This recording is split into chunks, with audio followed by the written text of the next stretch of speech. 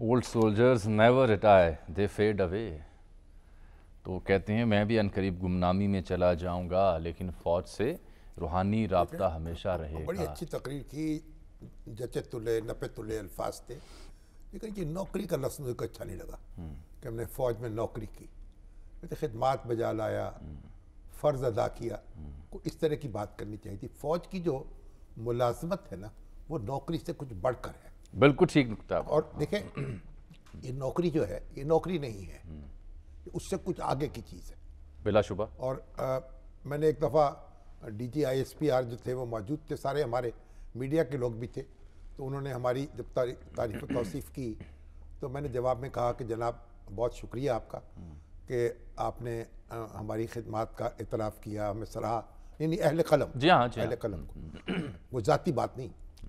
مگر میں نے کہا کہ ہم جب موازنہ کرتے ہیں نا اپنا آپ سے تو ہم ایک قدم پیچھے رہ جاتے ہیں، کیونکہ آپ کے فرائض میں یہ بات شامل ہے کہ وقت آئے گا تو آپ جان کی قربانی دیں گے، اس سے دریغ نہیں کریں گے. ہماری شرائط میں یہ بات نہیں ہے.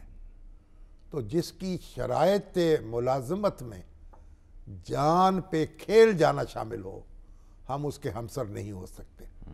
ہم ایک قدم اس سے پیچھے کھڑے رہیں گے. نہیں، ہمارے پاس تو قلم کی سیاہی ہے، ان کے پاس تو بس خون دینا ہے. ہاں، سیاہی بھی خون پسینے سے بنتی ہے، لیکن یہ ہے صحیح. تو یہ مطلب ہم افواج پاکستان کو ہمیشہ سلام کرتے ہیں اور ان کو ایک قومی اثاثہ سمجھتے ہیں، اور ان کا وقار ہمارا وقار ہے، ان کا اعتبار ہمارا اعتبار ہے.